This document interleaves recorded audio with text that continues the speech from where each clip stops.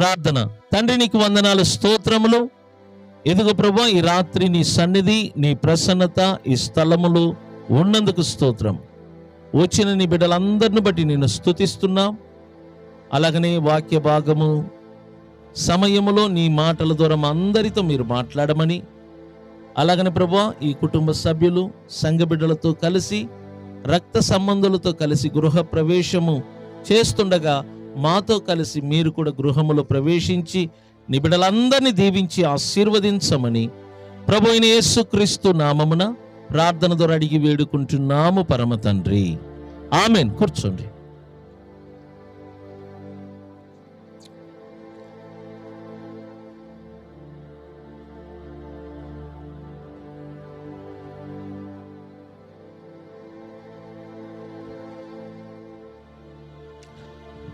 మంచిది ప్రియులరా, ఈ సాయంత్రము కూడి వచ్చిన దేవుని బిడ్డలైన ప్రతి ఒక్కరికి కూడా ప్రభు అయిన యేసుక్రీస్తు నామమున వందనములు చెల్లించుకుంటున్నాను. మీ అందరికీ తెలుసు ఈ కూటము ఎందు నిమిత్తము ఏర్పాటు చేశారు, మీ అందరికీ తెలుసు.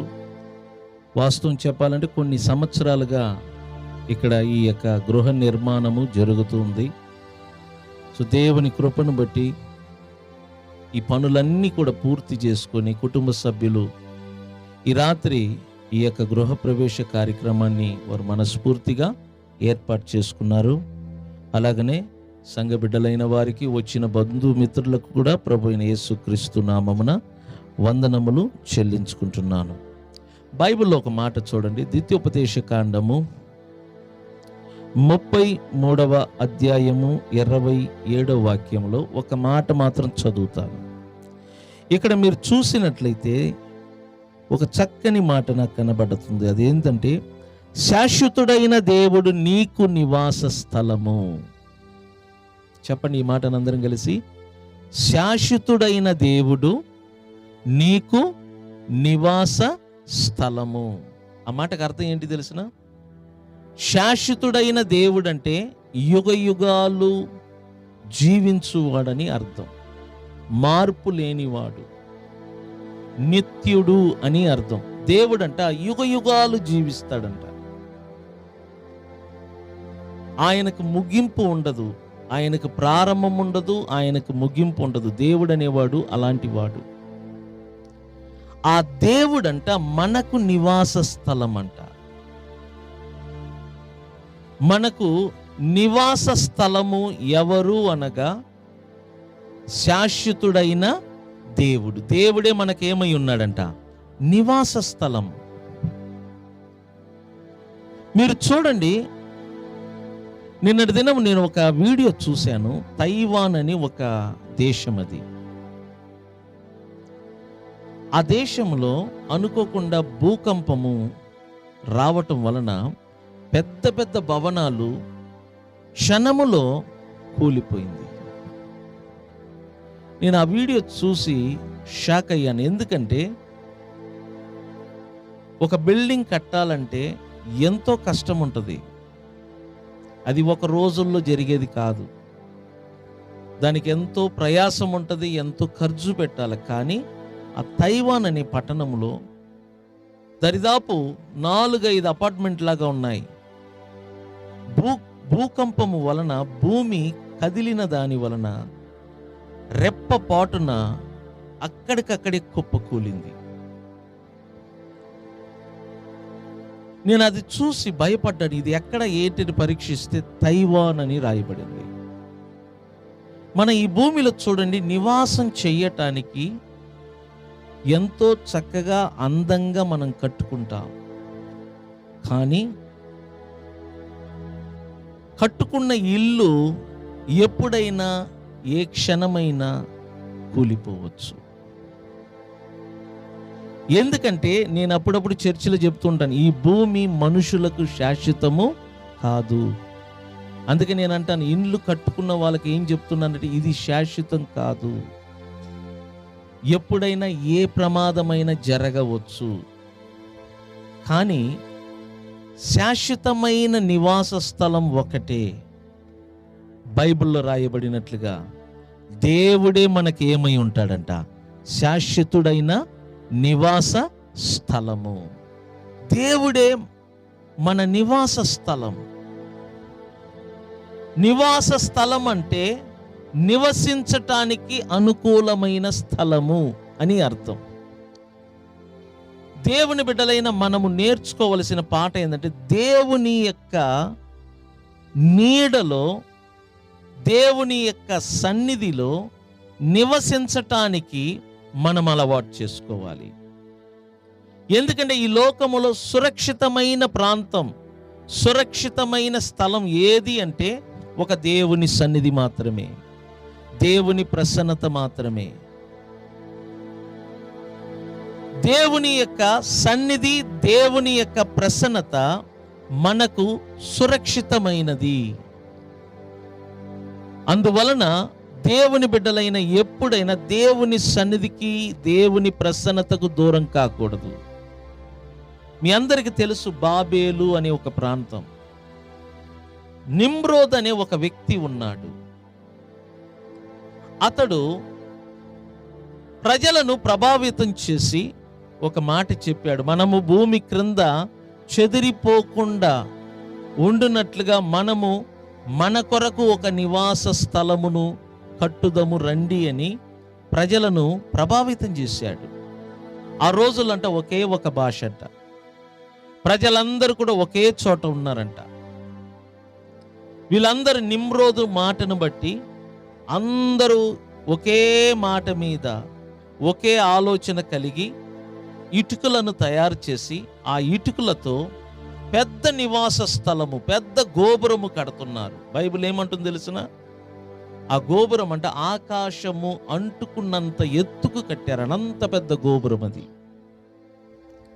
వారి ఉద్దేశం ఏంటంటే, ఆకాశము క్రింద మనము చెదిరిపోకుండా ఒకే స్థలము, ఒకే చోట మనమందరము కలిసి నివాసము చెయ్యాలి, మనమందరము కలిసి ఉండాలన్న ఉద్దేశముతో ఆ గోపురాన్ని వారు కట్టడం ప్రారంభించారు. కానీ దేవుని ఉద్దేశం ఏంటంటే, మానవ జాతి భూలోకమంతటా చెదిరిపోవాలి, లోకమంతటా మానవులు చెదిరిపోయి ఈ మానవ జాతితో ఈ భూమి నింపబడాలి అనేది దేవుని చిత్తం. కానీ దేవుని చిత్తానికి విరోధముగా నిమ్రోదు అతని అనుచరులు ఈ గోపురాన్ని కడుతున్నారు. అప్పుడు దేవుడు ఏం చేశాడు తెలిసిన? వారు కడుతున్న ఆ గోపురము తనంతట తాను కూలి పడిపోవున్నట్లుగా దేవుడు చెల్లాచెదురు చేశాడు. అప్పుడు చూడండి, వారు కట్టిన ఆ గోపురము పడిపోయినది. అది మాత్రమే కాదు, అక్కడ ఉన్న ఒక్క భాష కొన్ని వందల వేల భాషలుగా దేవుడు చెదరగొట్టాడు. ఈ భూమిలో చూడండి, మన ఆశపడి కట్టుకుంటూ ఉంటాం, దానికోసం ఎంతో ఖర్చు పెడుతూ ఉంటాం, కానీ ఏదో ఒక రోజు అది కూల్చబడుతుంది. అందుకే నేనేమంటున్నానంటే, ఈ భూమిలో నీవు దేవుని సన్నిధిని నీ సొంత నివాస స్థలముగా వినియోగించు. ఎవరు దేవుని సన్నిధిని సొంత నివాస స్థలముగా భావిస్తారో వారు ప్రశాంతంగా జీవిస్తారంట. నీకు నాకు కావలసినది నెమ్మది, ప్రశాంతత. అది ఎక్కడ దొరుకుతుంది తెలిసిన? దేవుని యొక్క నివాస స్థలము. దేవుని యొక్క నివాస స్థలములోనే మనకు దేవుడు మనకు ప్రశాంతతనిస్తాడు. మీరు చూడండి, దేవుడైన యెహోవా ఏదైనా తోటను నిర్మించాడు, కానీ ఆది మానవుల కొరకు దేవుడు ఒక ఇల్లు కట్టించలేదు, ఒక నివాస స్థలం కట్టించలేదు. ఎందుకంటే దేవుడే వారికి ఏమై ఉన్నాడంట? ఒక నివాస స్థలంగా ఉన్నాడు. దేవుడే వారికి నివాస స్థలంగా ఉన్నాడు. కాబట్టి ఆదాముకు, అవ్వమ్మకు అన్నిటిని సృజించాడు, కానీ ఒక్క నివాస స్థలము తప్ప, ఒక్క నివాస స్థలము తప్ప ఆది మానవులకు కావలసిన వాటన్నిటిని దేవుడు కలగచేశాడు. కానీ ఆది కాండం 11 అధ్యాయంలో చూస్తే, వారంతటా సొంత ఆలోచనతో బాబేల్ అనే గోపురాన్ని నిర్మించారు, కానీ దేవుడు ఆ గోపురమును కూల్చివేశాడు. ఎందుకంటే ఈ భూమి మనకు టెంపరరీ, గుర్తుపెట్టుకుని, ఈ భూమి అంట మనకు శాశ్వతం కాదు. మనం కట్టుకున్న ఇల్లు, మనం ఉంటున్న ప్రదేశము ఏది మనకు శాశ్వతం కాదు. ఏదో ఒక రోజు ఈ భూమిని, ఈ ఇంటిని, ఈ లోకమును మనం విడిచిపెట్టి వెళ్తామంట. ప్రతి మనిషి ఈ లోకమును, ఈ భూమిని, ఈ ఇంటిని విడిచిపెట్టి వెళ్తారు. ఎవ్వరు కూడా ఇక్కడ శాశ్వతంగా జీవించరు. ఎందుకంటే ఇది మనకు శాశ్వతము కాదు. మరి ఇటువంటి లోకములోనికి దేవుడు నిన్ను నన్ను ఎందుకు పంపాడు? శాశ్వతము లేని ఈ ప్రపంచములోనికి, శాశ్వతము లేని ఈ లోకములోనికి దేవుడు నిన్ను నన్ను ఎందుకు పంపాడు? ఎందుకు నిన్ను నన్ను ఈ భూలోకములో పుట్టించాడు? ఇది శాశ్వతం కాదు కదా. ఈ ప్రపంచము మనకు శాశ్వతం కాదు కదా. అలాంటప్పుడు దేవుడు మనలను ఎందుకు ఈ లోకములో నిన్ను నన్ను పుట్టించాడు? ఎందుకు నన్ను నిన్ను ఈ లోకములోనికి తీసుకొని వచ్చాడు? ఎందుకు తెలుసా? బైబిల్ అంటుంది, అపోస్తుల కార్యము 17వ అధ్యాయము 17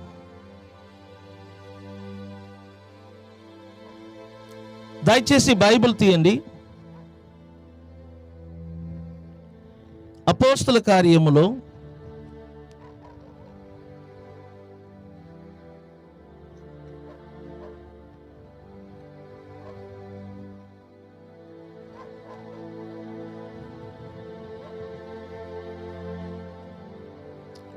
17వ అధ్యాయంలో చూడండి, 27వ వాక్యం. ఎవరైనా చదవగలిగితే చదవండి. మరియు యావత్ భూమి మీద, వినండి, మరియు యావత్ భూమి మీద కాపురము ఉండుటకు ఆయన ఒకని నుండి, చూడండి, ఆయన ఒకని నుండి ప్రతి జాతి మనుషులను సృష్టించి వారు ఒకవేళ దేవునిని తడువులాడి కనుగొందురేమోనని అని తన్ను వెతకు నిమిత్తము నిర్ణయ కాలమును వారి నివాస స్థలము యొక్క పొలిమరను ఏం చేశాడంట? అదేనండి. దేవుడు ఎందుకు నిన్ను నన్ను ఈ లోకములోనికి తీసుకొని వచ్చాడు? బాగా చదివి కట్ల డబ్బు సంపాదించటానిగా?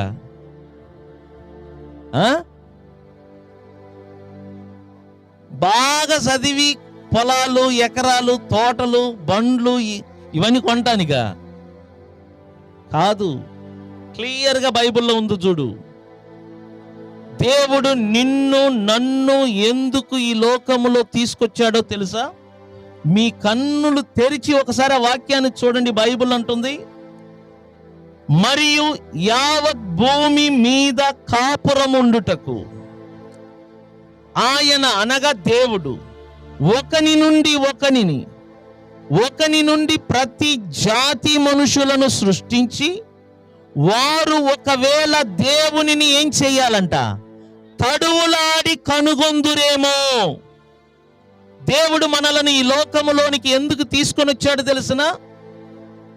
నీకు నువ్వే దేవునిని తడువులాడి కనుగొనాలి. అంటే దేవుని వెతకటానికి.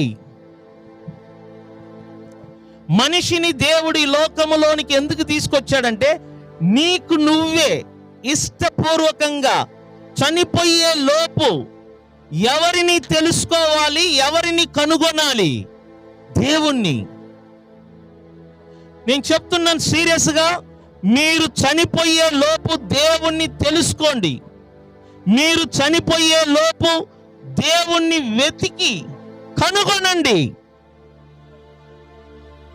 ఒకవేళ మీరు తెలుసుకోకుండా, వెతకకుండా, దేవుణ్ణి కనుక్కోకుండా మీరు చనిపోయినట్లయితే నేను చెప్తున్నాను, మిమ్మలను రక్షించేవారు ఈ సృష్టిలో ఎవరు ఉండరు. ఎందుకంటే దేవుణ్ణి తెలుసుకోకుండా, దేవుణ్ణి కనుక్కోకుండా, దేవుణ్ణి వెతకకుండా ఎవరైనా చనిపోతే వారి ప్రాణాత్మక పాతాళములో శిక్షించబడుతుంది.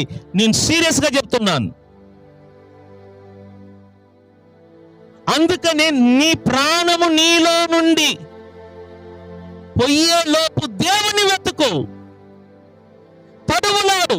ఒక గ్రుడ్డివాడంట తడువులాడతాడంట. అదే విధంగా ప్రతి మనిషి చనిపోయే లోపు దేవుణ్ణి తడువులాడాలి. దేవుడు ఎవరో? ఆ దేవుడు ఎవరో? మనలను పుట్టించిన దేవుడు ఎవరో? మనకు ప్రాణభిక్షం ఇచ్చిన దేవుడు ఎవరో?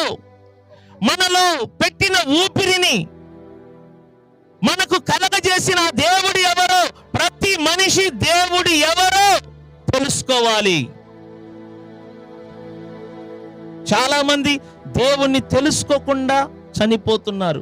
వీళ్ళందరూ అడిగిపోతారంటారు. 1,00,000 కోట్లు, 1,000 కోట్లు, వీళ్ళందరూ అడిగిపోతానంటున్నారు. పాతాళ లోకములో శిక్ష అనుభవిస్తున్నారు. బైబిల్ అంటుంది అక్కడ అగ్ని ఆరదు, పురుగు చావదంట. వారికి భూమిలో కోట్లు ఉంటాయి, పేరుంటది, ప్రతిష్టత ఉంటది, అధికారం ఉంటది, పదవి ఉంటది. కానీ వారు భూమిలో ఉన్నప్పుడు దేవుని గురించి ఆలోచన చెయ్యాల, దేవుని తెలుసుకోలేదు, దేవుని వెతకలేదు. వారు సుఖముగా లగ్జరీగా బ్రతుకుతూ చనిపోయారు గనుక వారి ప్రాణాత్మ అంట అక్కడ కాల్చబడతదంట. వారి ప్రాణాత్మ అక్కడ వేధించబడతదంట. వారి ప్రాణాత్మ అగ్నికి గురి అవుతూ ఉంటదంట. అందుకే నేను చెప్తున్నాను, ఈ ప్రపంచంలో గొప్ప వాళ్ళైనా డబ్బు కలిగిన వాళ్ళైనా శిక్ష అనుభవించక తప్పదు. అందుకే ప్రాణము పోయేలోపు ప్రతి మనిషి దేవుణ్ణి తడువులాడి తెలుసుకోవాలి. దేవుణ్ణి తడువులాడి తెలుసుకోవాలి. నీ అంతట నువ్వు తడువులాడాలి. నేనెందుకు ఈ భూలోకములో వచ్చాను? నేనెందుకు పుట్టాను? ఇక్కడి నుంచి నేను ఎక్కడికి వెళ్తాను? నేను కష్టపడుతున్నాను, చదువుకుంటున్నాను, సంపాదిస్తున్నాను, ఇల్లు కట్టుకుంటున్నాను, ఆస్తిని సమకూర్చాను, కానీ ప్రాణం వదులుతున్నాను. నేను చనిపోయినప్పుడు ఏది తీసుకెళ్ళటం లేదు. నేను ఎక్కడికి వెళ్తున్నాను? ఆలోచన చెయ్యాలా? యవనస్తులు వెనకాల కూర్చొని వాక్యం వింటున్నా యవన బిడ్డలు, నేను సీరియస్ గా మీతో మాట్లాడుతున్నాను. దేవుడే ఈ రాత్రి మిమ్మల్ని తీసుకొని వచ్చాడు.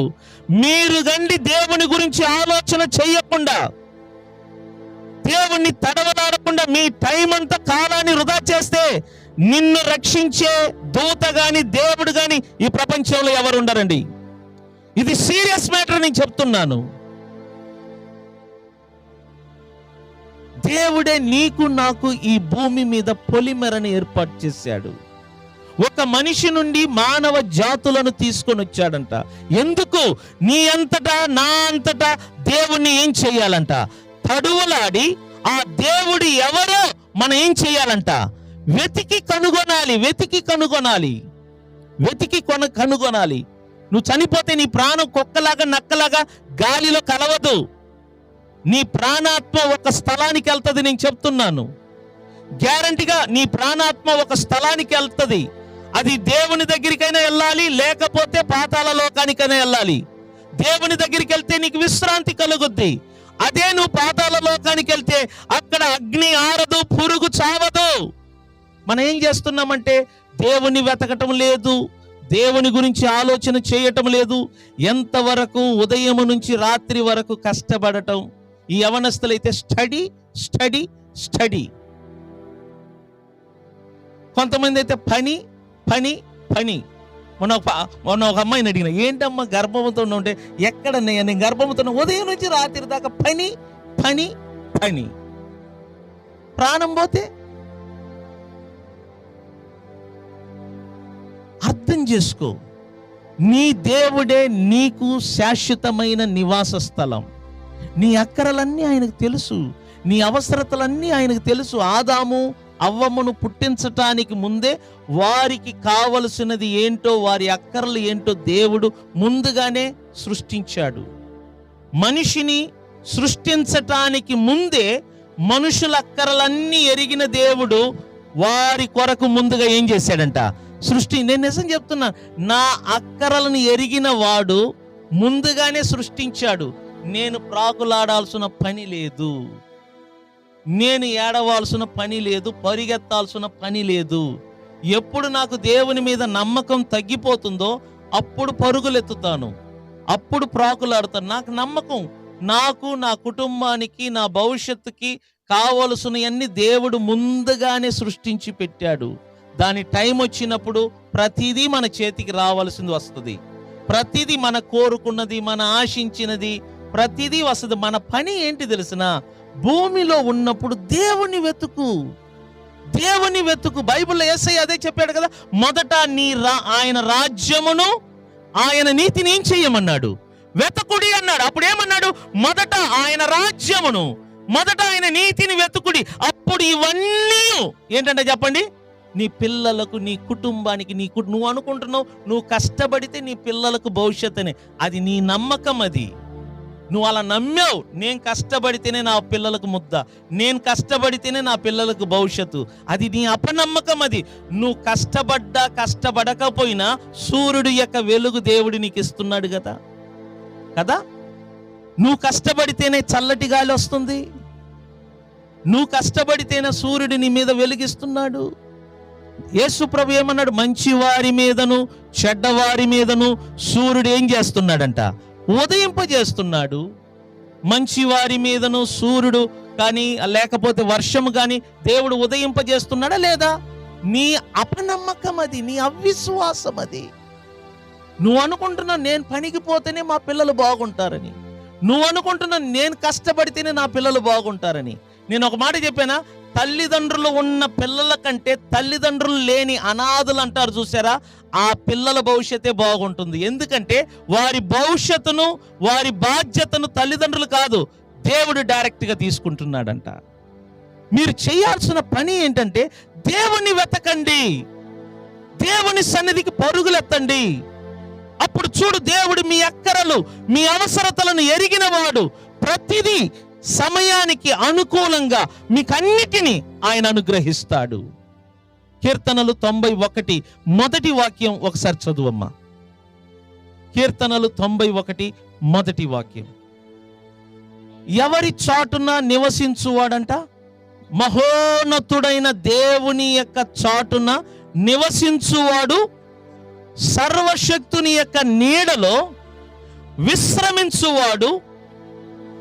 చూడండి, ఆయనే నాకు ఆశ్రయము, నా కోట, నేను నమ్ముకొను నా దేవుడు.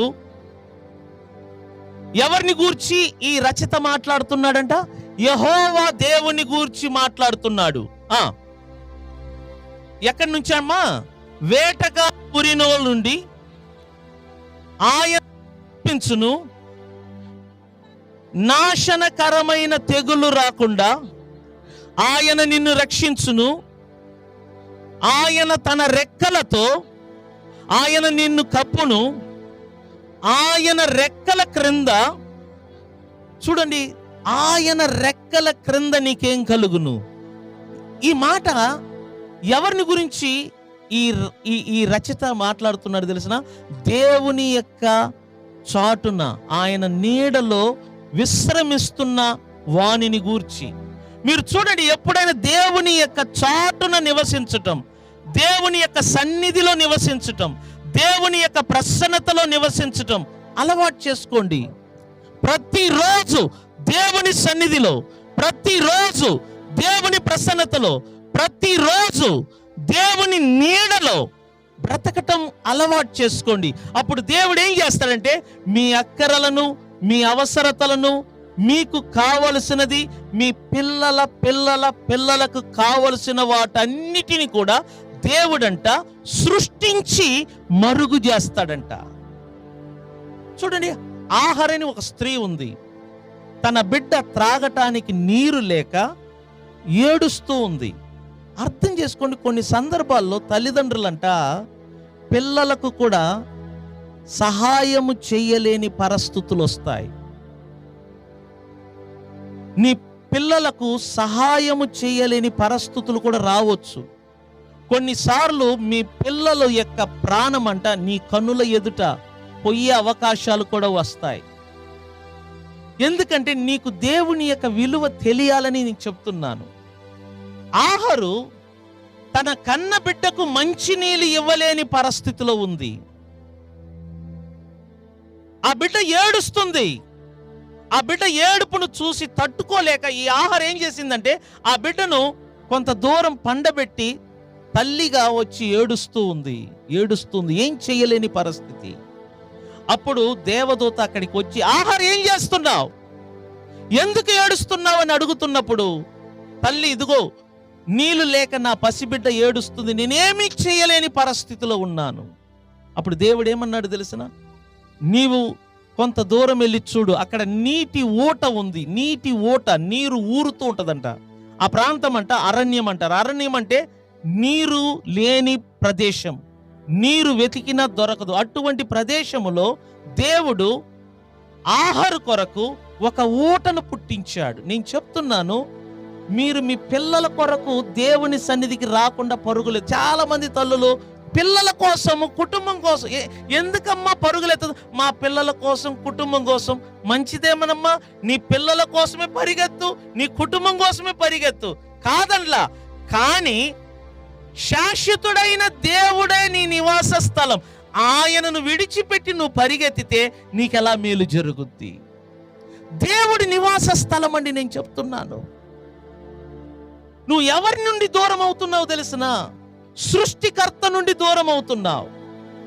నీ పిల్లలను పోషించటానికి సృష్టికర్త నుండి దూరం అవుతున్నావు. నీ కుటుంబాన్ని, నీ పిల్లల కొరకు. నేను ఒక మాట చెప్పానా, ఆ దేవుడే నీ పిల్లల ప్రాణం తీస్తే నువ్వేం చేస్తావు? చాలా మంది పిల్లల కోసం, కుటుంబం కోసం గుడికి రారు. చాలా మంది పిల్లల కోసం, కుటుంబం కోసం దేవుని దగ్గరికి రావు. మంచిదే, కానీ రేపు దేవుడు నీ పిల్లల ప్రాణం తీస్తే నువ్వేం చేస్తావు? లేకపోతే నీ ప్రాణం తీస్తే నీ పిల్లల్ని ఎవడు పోషిస్తాడు? నేను అదే చెప్తున్నా. నీ ప్రాణం దేవుని కంట్రోల్లో ఉంది. ఆయన అనుకుంటే తీస్తాడు, ఆయన అనుకుంటే బ్రతికిస్తాడు. నువ్వు ఆయన నుండి పరిగెత్తుతున్నావు కదా నీ పిల్లలను పోషించటానికి. నువ్వు ఆయన నుండి పరిగెత్తుతున్నావు కదా నీ కుటుంబం కోసం. నీ పిల్లల ప్రాణము దేవుడు తీస్తే నువ్వు ఎవరి దగ్గరికి వెళ్తావు? అసలు నువ్వు దేవునికి దగ్గర ఉంటే నేను చెప్తున్నాను, నీ పిల్లలకు మంచిది జరుగుద్ది, నీ కుటుంబానికి మంచిది జరుగుద్ది, నీ పిల్లల పిల్లల పిల్లల తరతరాలకు మంచిది జరుగుద్ది. అదే కదా బైబిల్ అంటుంది. నువ్వు దేవునికి దూరం అవ్వద్దు. నిన్ను ఈ లోకములోనికి దేవుడు తీసుకొచ్చింది దేవునికి నువ్వు దూరం అవ్వాలని కాదు సుమా. దేవుడు నీకు ప్రాణభిక్షం ఇచ్చి భూమిలో పుట్టించింది నువ్వు దేవునికి దూరం అవ్వాలని కాదు సుమా.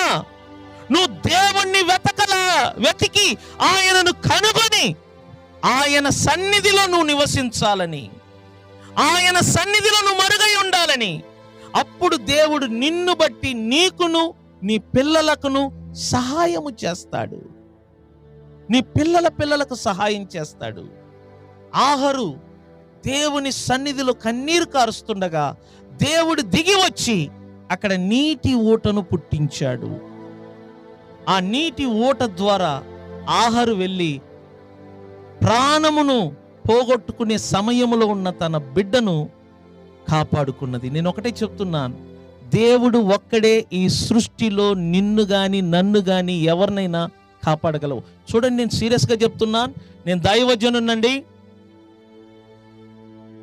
నువ్వు ప్రాణము వదిలిన మరుక్షణము నీ కన్నులంట ఒకటి పాతాళములైన తెరవబడుద్ది, లేకపోతే దేవుని ఎదుటైన తెరవబడుద్ది. ఇది సీరియస్ మ్యాటర్, నేను చెప్తున్నాను.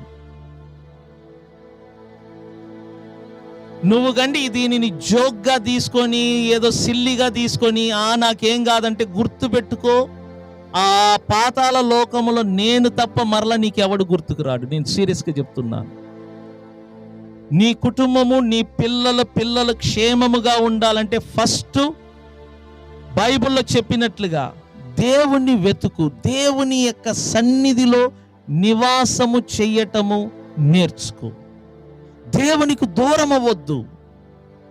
నీకు 10,000 కాదు, 20,000 కాదు, 30,000 కాదు, 50,000 కాదు, ₹1,00,00,000 ఎవడైనా ఇస్తానన్నా దేవునికి దూరం అవ్వద్దు. ఎందుకంటే ₹1,00,00,000 ఇచ్చినా దేవుడు రెప్పపాట్ల నీ ప్రాణాన్ని ఏం చేస్తాడంట? తీసివేస్తాడు. దేవుడు ఒక్కడే ఒక మనిషిని ఏం చెయ్యగలడంట? కాపాడగలడు. ఒక మనిషిని దేవుడు ఒక్కడే కాపాడగలడు. మొన్నటి రోజు ఒక వీడియో చూశానండి. ఒక పెద్ద కారు బోల్తాబడి ఇలా పడి ఉంది. లోపల నుంచి ఒక మనిషి బయటికి వస్తున్నారు. అది ఒక 2 సంవత్సరానికి ముందు జరిగిన యాక్సిడెంట్. అది లోపల నుంచి మనిషి బయటికి వచ్చి అలా నిలబడ్డారు. ఎవరని చూస్తే స్టీవెన్సన్ గారు బయటికి వచ్చి నిలబడి, ప్రభు నన్ను కాపాడాడని మెయిన్ రోడ్డు మీద పాటల ద్వారా దేవుని స్తుతిస్తున్నాడు. స్తోత్రం చెప్పండి గట్టిగా. రెప్పపాటు రవ్వంతా కూడా బ్లడ్ రాలేదు. నేను నిజం చెప్తున్నాను. ఈరోజు సురేష్ ఫోన్ చేసి ఒక మాట చెప్పాడు. నంద్యాలలో ఒక దైవజనుడు ఉన్నాడంట. ఆ దైవజనుడు కారు వెళ్తూ వెళ్తూ వెళ్తూ సెంటర్ పాయింట్లో కొడితే కారు మాత్రము నుజ్జు నుజ్జు అయింది, కానీ అందులో ఉన్న పాస్టర్ గారు సురక్షితంగా బయటికి వచ్చి మళ్ళా వారంలో కొత్త కారు తీసుకున్నాడు. నేను చెప్తున్నాను, దేవుని బిడ్డలకు ఎప్పుడు కాపుదల ఉంటుందండి. గట్టిగా స్తోత్రం చెప్తామా? భక్తిహీనులకు కాపుదల ఉండదు. దేవుని సన్నిధిలో నుండి దూరము పోయే వాళ్ళకి కాపుదల ఉండదు. నేను నిజం చెప్తున్నాను. మీరు దేవుని మీద ఆధారపడితే, మీ భారం అంతటా, మీ బరువు అంతటా దేవుని మీద మోపితే మీ పిల్లలు క్షేమముగా ఉంటారు. మీరు మీ పిల్లల భవిష్యత్తు కోసమని దేవునికి, ఆయన సన్నిధికి దూరం అయితే, రాసి పెట్టుకోండి, డేట్తో సహా, మీ పిల్లలు మీకు బరువు అవుతారు. ఎలా తెలిసినా, మీ సంపాదన మొత్తాన్ని నాశనం చేసేవాళ్ళుగా. మీరు చదివేయాలనుకుంటే వాళ్ళు చదువులేని పాడైపోతూ ఉంటారు. మీ పిల్లలు ఎంత బాగుండాలనుకుంటే మీ పిల్లలు అంతకంతకు చెడిపోతూ ఉంటారు. దానికి కారణం ఏంటి తెలిసినా, తల్లిదండ్రులైన మీరు ఎవరికి దూరం అవుతున్నారు? దేవునికి దూరం అవుతున్నాం. అర్థం చేసుకొని, వెలుతురుకు దూరం అయితే మనం దేనికి దగ్గర అవుతామంట? చీకటికే. చీకటికి దగ్గర అయితే చీకట్లో ఉన్నవాడు పరిస్థితి ఏంటి చూడండి. తడువులాడతాడు. వాడు ముందు ఏముందో తెలీదు, వెనకాల ఏముందో తెలీదు, మంచి చెడు ఏంటో కూడా తెలీదు. అందుకని నేను చెప్తున్నాను, చీకటికి దగ్గరైన వాడు ఎలా శ్రమ పడతాడో, దేవునికి దూరమైన వాళ్ళు కూడా అలాగనే శ్రమ పడతారు. మీరు దేవునికి దూరం కాకూడదనే దేవుడు అంటున్నాడు, నేను మీకు శాశ్వతమైన నివాస స్థలం, మీరు నివసించే ఒక స్థలం, మీరు రెస్ట్ తీసుకునే ఒక స్థలం, మీరు నిద్రపోయే ఒక స్థలం, మీరు విశ్రాంతి మాత్రమే కాదు, ఈ లోకములోనే కాదు, నిత్యత్వం వరకు ప్రశాంతముగా జీవించే ఒకే ఒక స్థలం అంట దేవుని యొక్క స్థలం, నివాస స్థలం. అటువంటి దేవుని యొక్క స్థలాన్ని వదిలిపెట్టగాకండి. తల్లిదండ్రులు కానీ, పిల్లలు కానీ, ప్రతి ఒక్కరు కానీ, దేవునికి దగ్గరైన వాడు క్షేమముగా ఉంటాడు, దేవునికి దూరమైన వాడు చాలా బాధపడతాడు. సో నేను ఈ మాటలు ముగిస్తున్నాను. దేవుడు అంటున్నాడు, మీ అందరితో శాశ్వతుడైన దేవుడే మీకేమై ఉన్నాడంట? నివాస స్థలము. చెప్పండి, శాశ్వతుడైన దేవుడు మీకేమై ఉన్నాడు? చెప్పండి. ఇంకొక ఇలా చెప్పొచ్చు, శాశ్వతుడైన దేవుడే నాకు నివాస స్థలం. నేను నివసిస్తాను, నిద్రపోతాను, విశ్రాంతి తీసుకుంటాను, కానీ దేవునిలో నుండి మాత్రము నేను ఎప్పుడు ఎన్నడూ దూరము కాను. దూరమైన వారు శ్రమ పాలవుతారని తెలియచేస్తూ ఈ సమయాన్ని ముగిస్తున్నాను. లేచి నిలబడదాం. ఒక్కసారి నిన్ను నువ్వు పరీక్షించుకో. దేవుని బిడ్డలారా, నువ్వు ఎందుకు ఈ లోకములోనికి వచ్చావు? నిన్ను ఎవరు ఈ లోకములోనికి తీసుకొని వచ్చారు?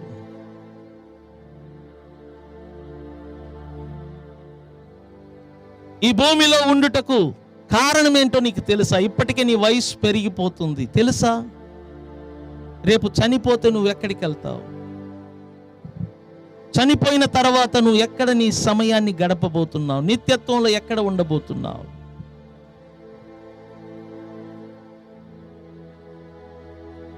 ఇది శాశ్వతం కాదు. ఈ లోకము, ఈ ప్రపంచము ఏదో ఒక రోజు ఈ భూమిని విడిచిపెట్టి ప్రతి మనిషి వెళ్ళవలసిన సమయం వస్తుంది.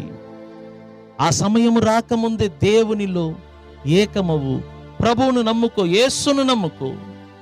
ఆయన నీ రక్షకుడు. ఆయన నీ కొరకు చనిపోయాడు, నీ కొరకు ప్రాణం పెట్టాడు, నీ కొరకు రక్తం కార్చాడు సిలువ మీద. నిన్ను పరిశుద్ధపరచటానికి, నిన్ను క్షమించటానికి, నిన్ను తండ్రి అయిన దేవునితో ఏకము చెయ్యటానికి యేసు ప్రభు సిలువ మీద నీ పాపములను, నీ శాపములను, నీ రోగములను మోసాడు. నువ్వు చనిపోయేలోపు యేసును నమ్మి ఆయన బిడ్డగా నువ్వు మారినట్లయితే నీ పాపాలు క్షమించబడతాయి, నువ్వు రక్షించబడతావు, నువ్వు దేవుని బిడ్డగా మారుతావు, నువ్వు నీతిమంతుడిగా తీర్చబడతావు. దేవుడు నిన్ను అత్యధికంగా ఆశీర్వదిస్తాడు. నువ్వు అడిగిన దానికంటే, ఊహించిన దానికంటే నీ అక్కరలను ఆయన తీరుస్తాడు. ప్రతిదీ దేవుడు నీకు ఇస్తాడు. నీ భవిష్యత్తు గురించి, పిల్లల గురించి నువ్వు భయపడాల్సిన పని లేదు. ప్రతిదీ దేవుడిస్తాడు. కానీ పని వలన, పిల్లల కోసం, కుటుంబం కోసం, పని బాటలను బట్టి, రాబడి కోసం సృష్టికర్తకు నువ్వు దూరం అయితే ప్రతిదీ నీకు నష్టముగా మారుతుంది. పిల్లలు నీకు బరువుగా మారుతారు, పిల్లలు నీకు నష్టముగా మారుతారు. కాబట్టి అర్థం చేసుకోండి, ప్రాణముండగానే దేవుని వెతకండి, ప్రాణముండగానే యేసు ప్రభుని రక్షకుడుగా అంగీకరించండి. ఆయన నీ రక్షకుడు, ఆయన నీ ప్రభు అని తెలియచేస్తున్నాను. ఈ రాత్రి మాట్లాడిన ఈ మాటలను బట్టి రెండు చేతుల పైకెత్తి కొద్ది క్షణము ఆ దేవాతి దేవునికి స్తోత్రములు చెల్లించుదాం అందరం కలిసి. హల్లెలూయా, స్తోత్రములు ప్రభువా. Praise the Lord. హల్లెలూయా.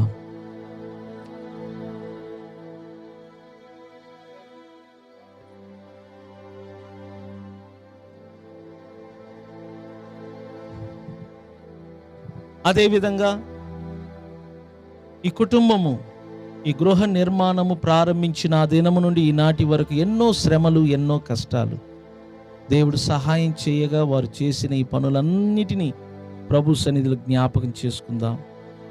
ఈరోజు కుటుంబముతో సహా, బంధుమిత్రులతో సహా, సంఘ బిడ్డలతో సహా ఈ గృహ ప్రవేశ కార్యక్రమము చేస్తుండగా దేవుడు కూడా మనతో కలిసి ఈ యొక్క గృహములో ప్రవేశించి ప్రతి గదులను దేవుడు ఆశీర్వదించినట్లుగా మన రెండు చేతుల పైకెత్తి ఈ గృహము కొరకు, కుటుంబము కొరకు స్వరమెత్తి ప్రార్థన చేద్దాం అందరం కలిసి.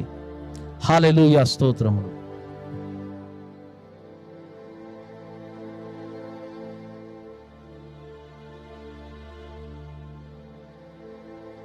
Praise the Lord. హల్లెలూయా.